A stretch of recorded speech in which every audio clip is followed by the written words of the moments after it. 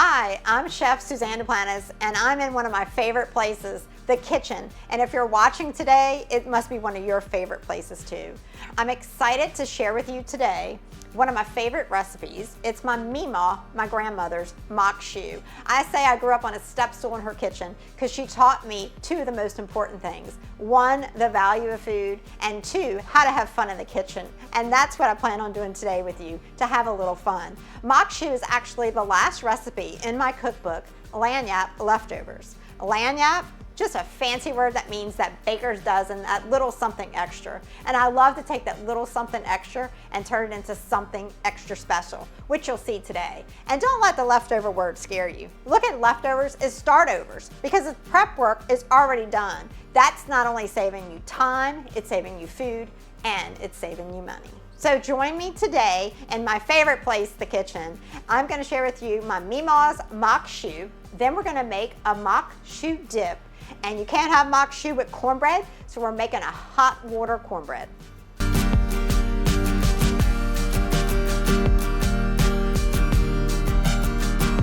So today for the mock shoe, I have fresh corn. Now if you can't have fresh corn, a good equivalent is 3/4 of a cup of frozen corn, equals 1 ear. But if you have fresh corn, please go on and buy the corn, because the best part about getting fresh corn is you have the cobs. And what do the cobs do? Make a beautiful stock. And that's what I did for you today. So to make a corn cob stock, you're simply gonna throw your corn cobs in a pot of water, bring it to a boil with a bay leaf, and then just simply boil it for about an hour and strain. And you're gonna have this beautiful, you can take a shot of it too because it's excellent, this beautiful golden color of corn cob stock. Great in this dish and any of your soups too as well. So let's get started. So I have my fresh corn here. Now when you're doing your corn on the cobs and you're slicing the kernels off, make sure that you go deep and scrape up when you're doing the corn. And can you see that? Look at all that beautiful corn milk. There's so much flavor in that, so make sure you do get that as well. So to my fresh corn, I'm gonna add some chopped tomatoes.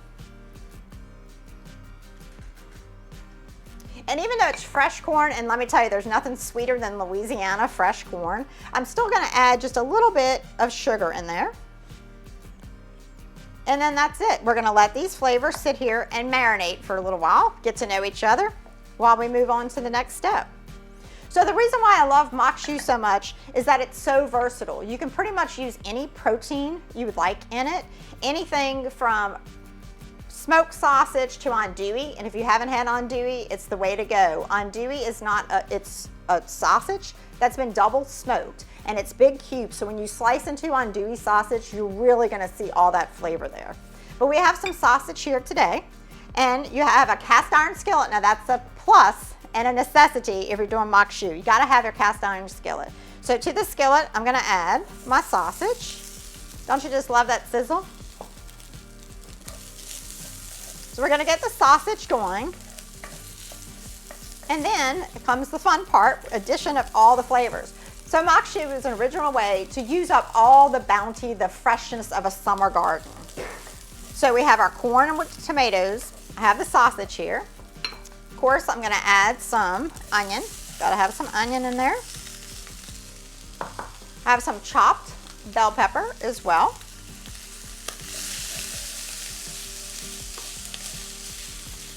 To that, we're gonna have garlic. Gotta have some garlic. I love garlic.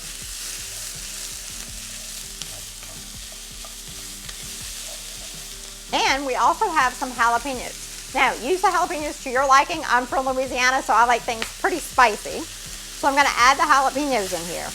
Now, let's talk about those jalapeno seeds. Let's talk about those bell pepper seeds. When you're prepping, save your jalapeno seeds and save your bell pepper seeds, because in a minute, we're gonna use those seeds to infuse some olive oil.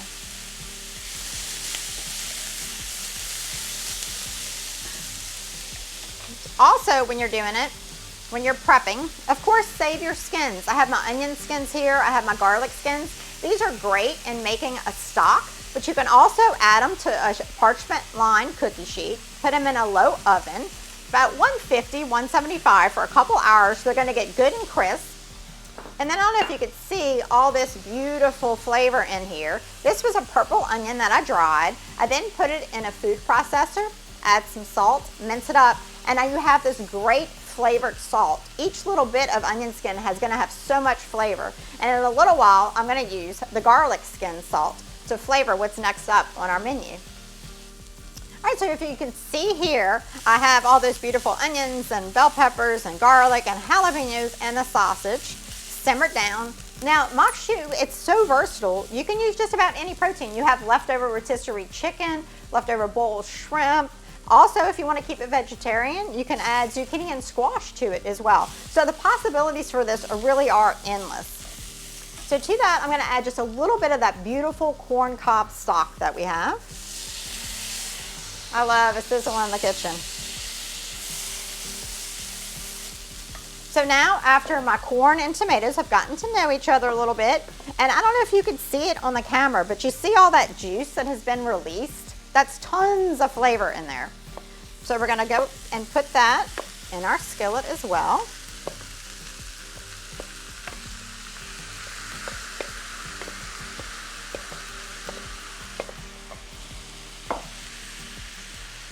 And this dish is so simple. And one of my mottos in the kitchen is to cook is to create. And when you do that, you're really creating your own thing. And that's having fun in the kitchen. And that's what it's all about. So make it yours. If you don't like jalapeno peppers, try another pepper in there as well. We're gonna let this go for about 5 minutes and then we'll be ready to serve it up. Also gonna add some green onions to our skillet here, just because I love the color of green onions. And do you know that you can regrow green onions in your kitchen? So when you're prepping your green onions, you can cut them down pretty much low like this. Just put it in a little glass of water in your windowsill and it's like magic. It's like Jack and the Beanstalk, because the next morning you're gonna see the new regrowth. I can't grow anything, but I can grow green onions. You'll never have to buy green onions again. So each time you do it, just go ahead, cut it down about like that, put it in some water, and keep on growing those green onions. Just change out your water, or you can plant them. If you don't have a green thumb, guess what? You can eat the whole thing. These are so good with a little tempura batter and fried. All right, looks like we're ready to go. So the final preparation on this dish that I enjoy is to add a little Creole seasoning. Do you know the difference between the Creole and Cajun seasoning? I'm from Louisiana, I'm from New Orleans, and it took me a while to learn the difference. This is a Creole seasoning, and the difference is the Creole seasoning has all those beautiful herbs. So you have thyme, and you have oregano. I love that because with a Creole seasoning, you get the hotness on the back end. Cajun is gonna be all your peppers. So if you're a pepper fan and you like that spicy bite, go Cajun seasoning as well. I'm gonna use some Creole seasoning. Just gonna add that in. And then, like I said, Louisiana, gotta have my hot sauce. So use the hot sauce to taste. And there you have it, one of my favorite dishes, my Mimas mock choux. So mock choux is traditionally served with cornbread. Today, I'm gonna make a hot water cornbread. Why do I love hot water cornbread? Because there's no milk and there's no eggs. I hardly ever have those on hand. So it's super easy, and it's what it is. It's hot water and cornbread. So I have a cup of cornmeal. Now this is yellow cornmeal. You can use white cornmeal, but a cornmeal mix doesn't work as well. So this is cornmeal. And let's face it, this is really inexpensive to make, which I love, especially with the price of groceries nowadays. So I have that, then I have a beautiful garlic skin salt that we made earlier. I'm just gonna whisk that together. And the key with a hot water cornbread is just to slowly stir in some boiling water. I just like to do it about a tablespoon at a time. And we're only gonna add the water just to a soft dough form. So you don't wanna overmix it. You just wanna blend it into a soft dough. Now, once again, the beauty about this, to cook is to create, you can add so many flavors that you would like. Now you can see that starting to come together. So I've moved to a rubber spatula, which is gonna be the key in a few minutes. So slowly just add your water. You don't wanna add too much at one time. And you see it starting to form that nice soft dough. Just where it holds together is gonna be the key. Almost like when you were little playing with Play-Doh, homemade Play-Doh. So I always like to just give it a little mash on the side of the bowl just to make sure it's holding together. So it looks good. So I'm gonna add some unsalted butter because we already have our garlic salt in there. Gotta have your butter.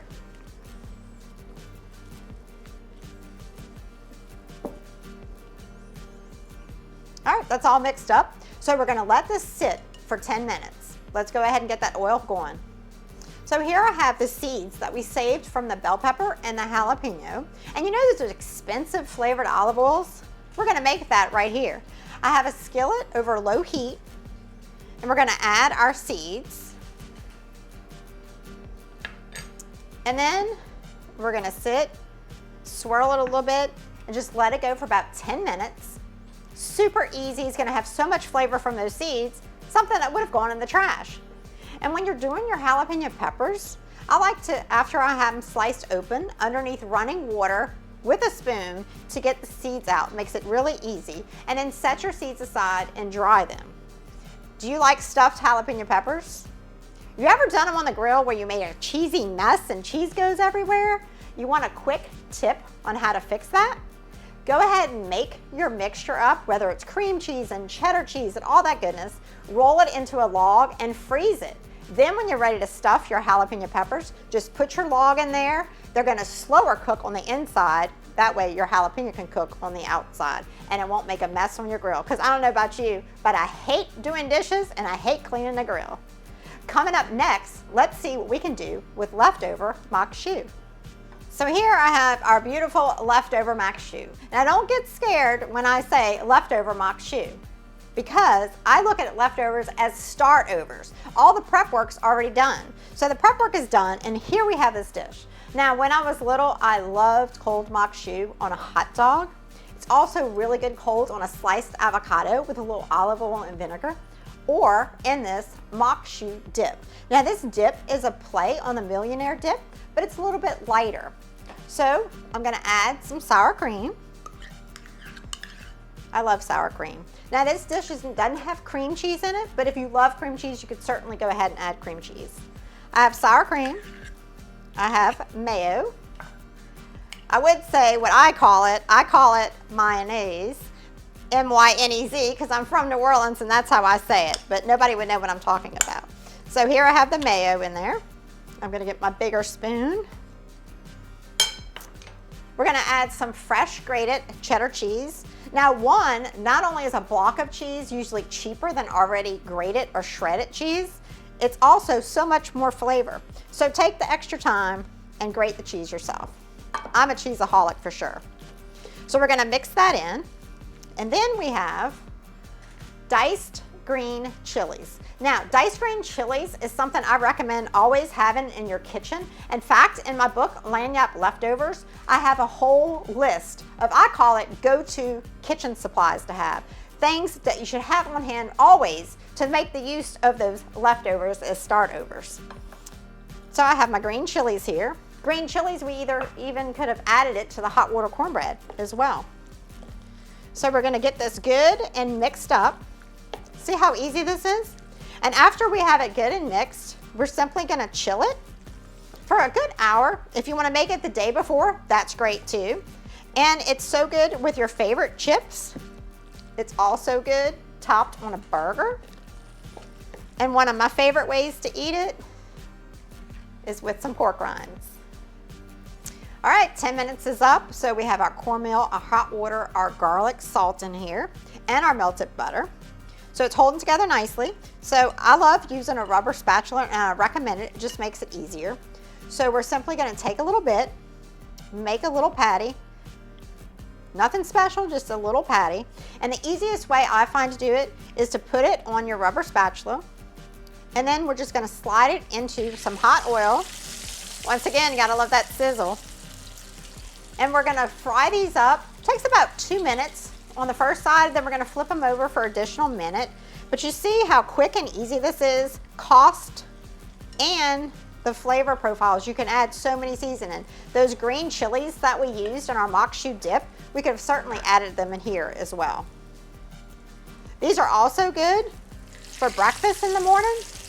While they're hot, you go ahead and sprinkle them with cinnamon and sugar or powdered sugar. It's not a beignet like we have in New Orleans, but it certainly has all that flavor.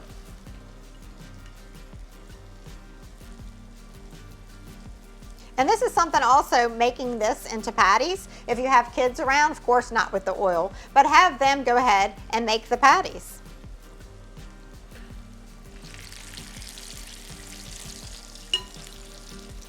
Okay, we're just gonna let those go ahead and fry. All right, our hot water cornbread is good. It's ready to enjoy as is, dipped in our flavored olive oil that we made earlier, or traditionally served with our mock choux right here. So there we have our mock choux with our hot water cornbread, our mock choux dip ready to enjoy with your favorite chip.